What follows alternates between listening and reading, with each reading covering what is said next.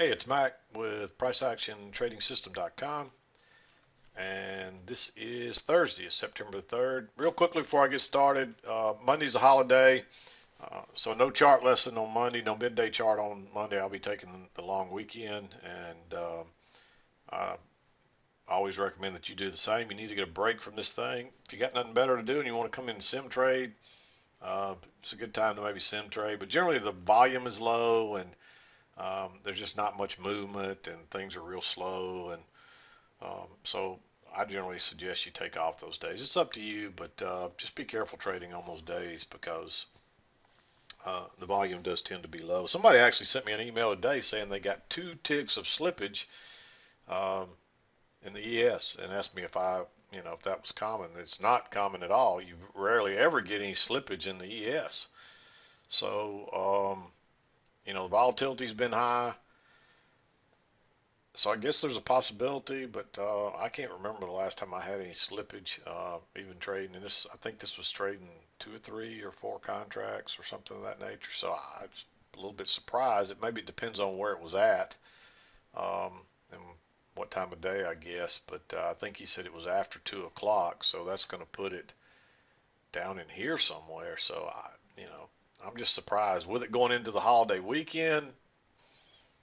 You can tell there's not as much volume as there has been. A lot of people were probably the professionals that move the market were probably done for the day, and so maybe there wasn't much volume. And with all the volatility we've had, they've probably cleaned out a lot of the longer term stops.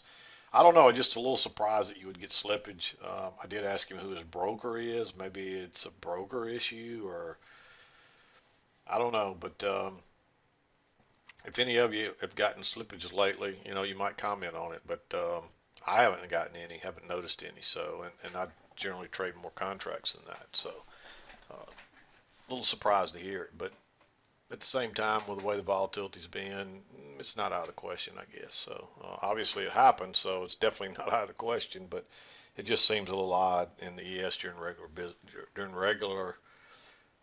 regular trading hours. That was hard to get out for some reason. But anyway, you can see this was a two-tiered trading range today. Uh, Two-tiered channel on the way up, two-tiered channel on the way down. You could have seen this a couple different ways. The red channel is a shorter term one, working off the top.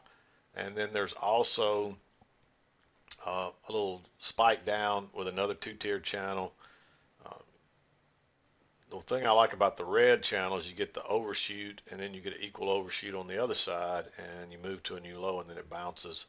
You do get an overshoot of the larger two-tiered channel, but maybe this is actually more like so, and we really don't have an overshoot there. Looking at it, I kind of like that. I really do. So maybe it's more like that, and we don't get the overshoot. Because generally, when you get the overshoot, you're going to get one on the other side. Not always, but generally you do. So um, maybe I didn't quite have it drawn right, but I really like the red channel working down the shorter term one. I think you're better off working off that one. So, but let's back out, talk about the trades, and get ready for our long holiday weekend. When I came in, prices were working up in here. This is tempting to go short right here. In fact, you probably could circle this green um, because you're so far away. This is a trading range right here. When we were in a trading range, and this is a breakout.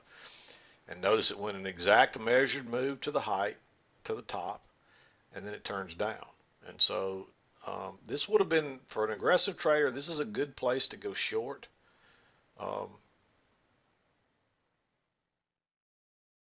Knowing that you're going to at least probably come back to the EMA and maybe come all the way back to the lows of the original trading range, probably definitely the midpoint.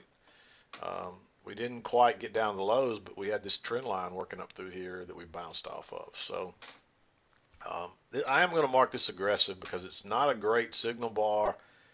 Um, this is a fairly bearish inside bar, and when it broke lower, you could have a stop there. You could try a limit order. You actually could have got filled in this thing a little further back in, and then the bottom just kind of drops out of it.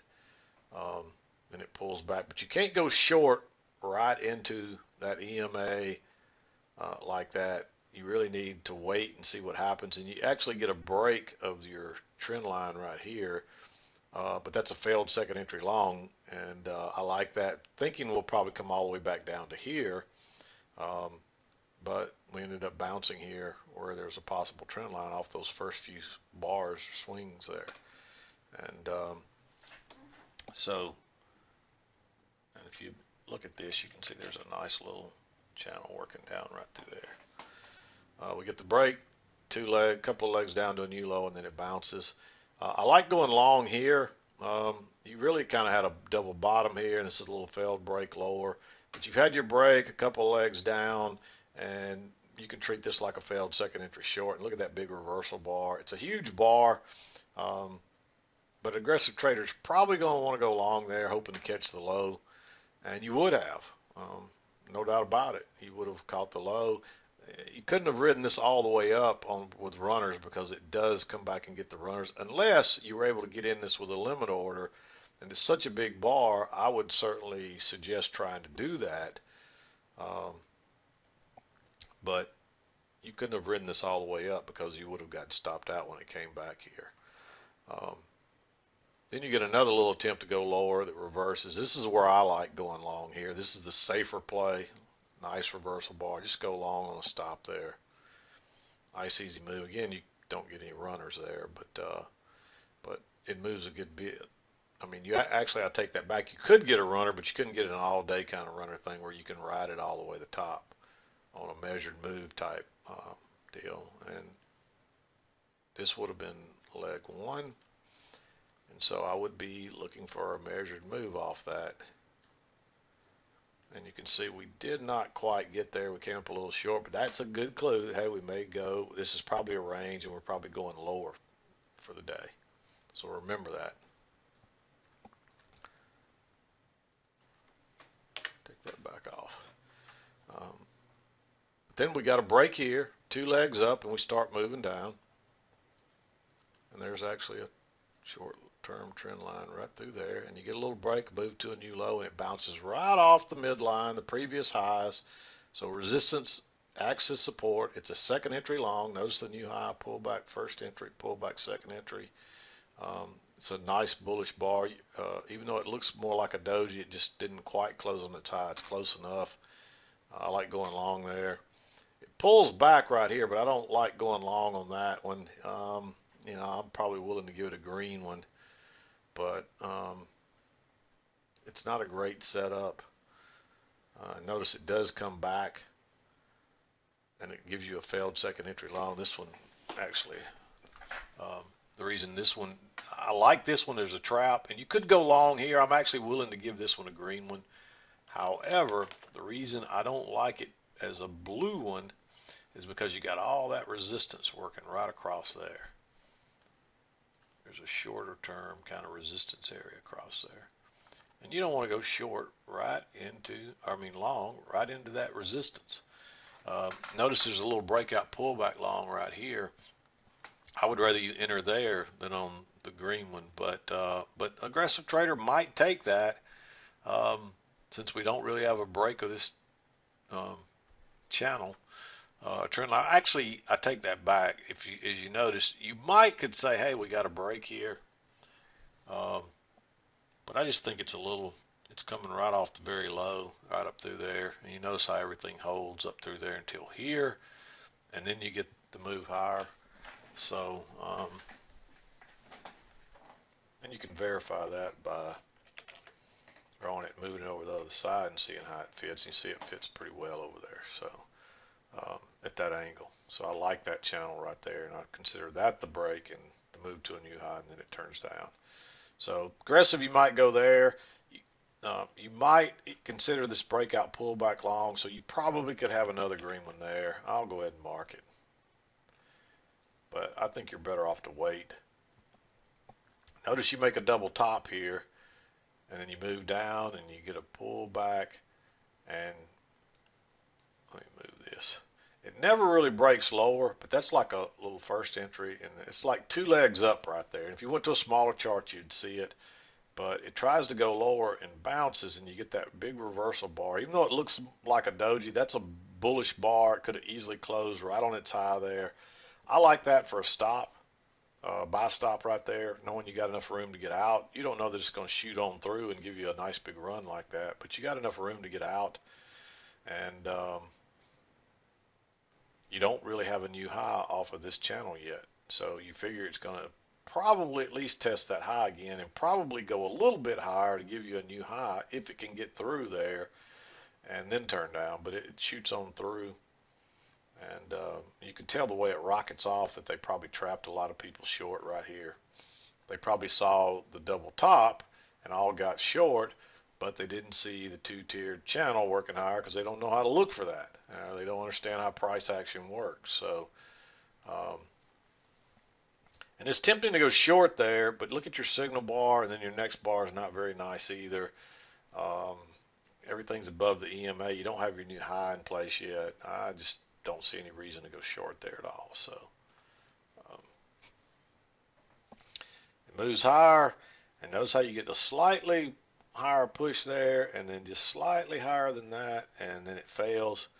And so now you got your break, couple of moves to a new high. You've got what looks like price is stalling up here, and then you get the first entry, and it pulls back, it gives you a second entry, but you're still all above the EMA. You're all above this midline. If you see this channel here, um, you don't want to go short right there. Um, and really, you get a trap here, but then you've moved so far that there's too big a chance for a correction. Um, so I just didn't see any entries I like down through here. This looks too choppy. But then when it tries to go higher once, pulls back, tries to go higher again, and then turns down, I like that one for a short. Knowing that you're going to at least get a new low. Um, so on this shorter term one, working right down through here, that's your first break. And you really figure you may go down here, but you just need a setup. You need a pull back to the EMA or some kind of correction. And you really just didn't get a correction until here. And you get a little triple top. Notice that high right there. And it's like the double test rule. It's a double, triple top, a nice reversal bar. It is a little bit of a congestion, but I think that trap gives you enough to want to go short there. Then you come down and you make a new low. But you had your break in a new low, so you expect a correction here, and you really would. You might have had this line here drawing it down, and you might have pulled it up, but you don't really know exactly where it's at up here yet. So that's just the first touch, and that's a second entry. That's not a very good signal bar. This one looks a little bit better, but by that time you're way down here, and I just think you got to wait. And then suddenly you make a lower high and you get a big bearish bar. This is really your signal bar, but what I recommend here, instead of going long short with a stop there, is letting it break lower and then dropping a limit order or a tick or so back in, and notice how it comes back and it tests that trend line again. The reason I do like this one is it's the confirmation of the trend line as well. Even though that signal bar is not perfect, there's enough reasons to try to, to think, hey, we're going to move on down lower and probably go at least to the midline, maybe all the way to the other side. And this one drops really quickly. Then it comes back to the trend line again. The only reason I didn't like this entry, this is really a second entry here, and it is off the trend line, but it's so close to this support, and then it does bounce, and then you get another entry, but again, it's right there. You got to really wait on a breakout pullback, and it finally moves lower and pulls back. It breaks higher, fails and turns down and goes out the other side. You're okay to go short with a stop right there or below this bar, either one. I like it either one. I think if you waited on this bar, you may have got left behind because it dropped really fast. Everybody realized then, hey, we're going lower, and the bottom just falls out of it. And that was a nice trade right there. Quick, easy, a lot of, multiple points on it. And then, of course, it bounces. You get the overshoot of the red channel. You probably wouldn't have had this line here. You might have. You probably would have been more, if you're doing it properly, you probably would have had it there. And then you got an overshoot, so that might lead you to say, hey, we're going higher.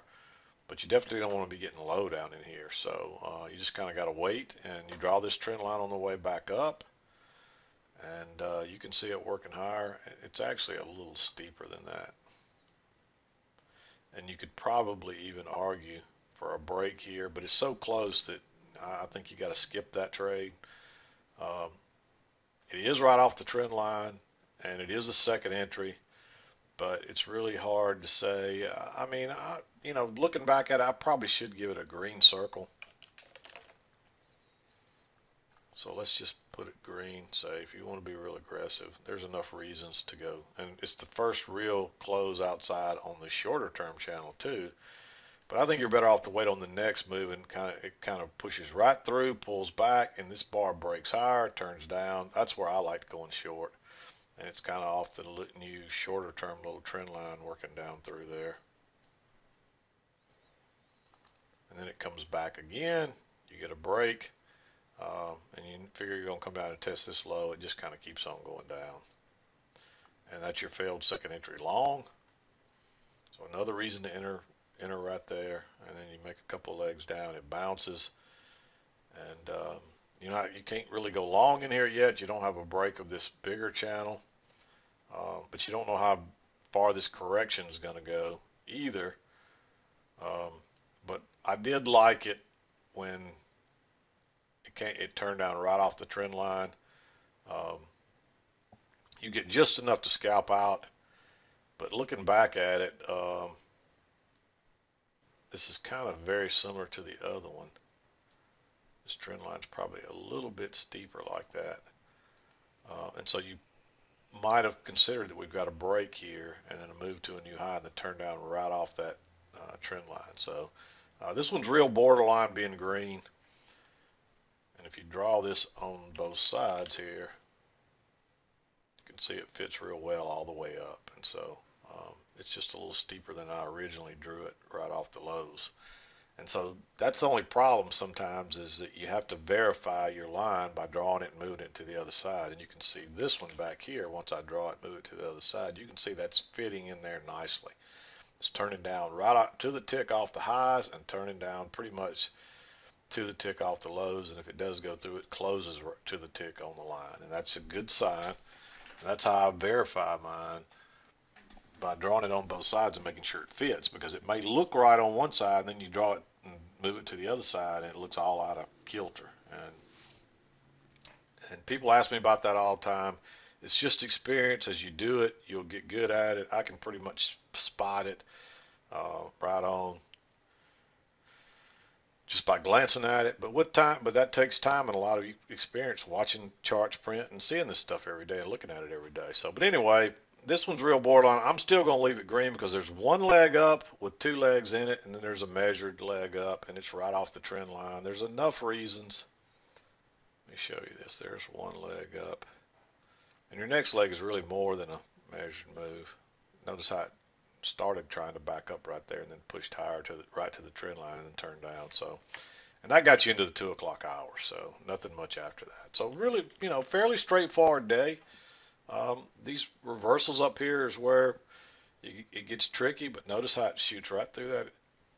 It shoots right through the EMA. You got a little resistance first, and it tries to go higher and shoots on through. And then when you get the reversal here, it gets a little resistance, but then shoots right on through. That's a good sign of a possible reversal, at least short term. Understand that it may not be a permanent reversal, but generally your bigger reversals look just like that. And but it doesn't guarantee you're going to get a big reversal. It may just be a correction like this one before you go lower again. And really, this was just a range, and we turned back down off that midline, and people recognize the range by this time of day. And then we get a little break, and they trap everybody trying to get short down here, and they reverse it. So that's what I saw today. Fairly straightforward trading day. Nothing crazy today. A little bit lower volume, or a lot lower volume, really, I would say. And maybe going into the holiday, things will slow down now and kind of get back to a more normal market. We'll just have to see. But I hope you had a good trading day. I hope you have a great Labor Day holiday if you're in the U.S. If you're outside the U.S. and you know, I don't know if y'all, I doubt outside the U.S. that they recognize Labor Day the same time we do if you have one. But if you're a trader, take your Labor Day and celebrate it with us U.S. With us Americanos, and we'll be back again to do it Tuesday. But I'm going to wrap it up today. This is Mack with PriceActionTradingSystem.com, and we'll see you next time.